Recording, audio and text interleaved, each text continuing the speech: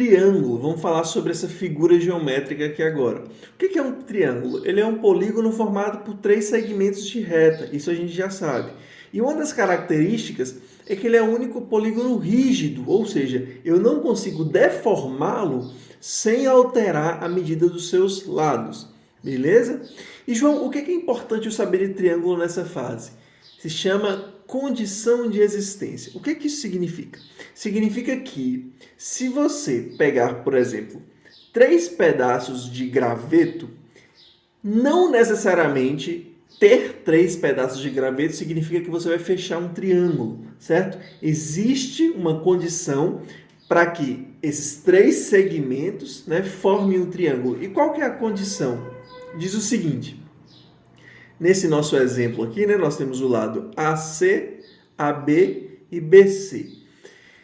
Ao mesmo tempo, eu preciso que essas desigualdades aconteçam. Portanto, o lado AC precisa ser menor que a soma dos outros 2 lados. O lado AB precisa ser menor que a soma dos outros 2 lados. E o lado BC precisa ser menor que a soma dos outros 2 lados. Ou seja, qual é a condição de existência de um triângulo? Qualquer lado precisa ser menor que a soma dos outros 2 lados, tá? Estou falando em relação à medida, beleza? Então, se isso acontece com todos os lados do triângulo, beleza, você pode ter certeza que vai fechar um triângulo. Se isso não acontece para algum dos casos, não vai fechar o triângulo, beleza? E o que é importante e meio que intuitivo que a gente saiba, e isso também pode nos ajudar nos raciocínios em algumas questões.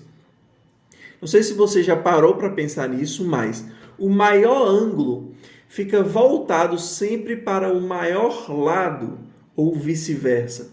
E o menor ângulo fica voltado sempre para o menor lado. Isso faz todo sentido, porque o que é ângulo? Ângulo é a abertura entre 2 segmentos. Se eu tenho uma abertura maior, o lado para fechar essa abertura tem que ser maior. Se eu tenho uma abertura mais estreita, menor, o lado tem que ser menor. Portanto, essa é uma observação que a gente tem que ficar atento.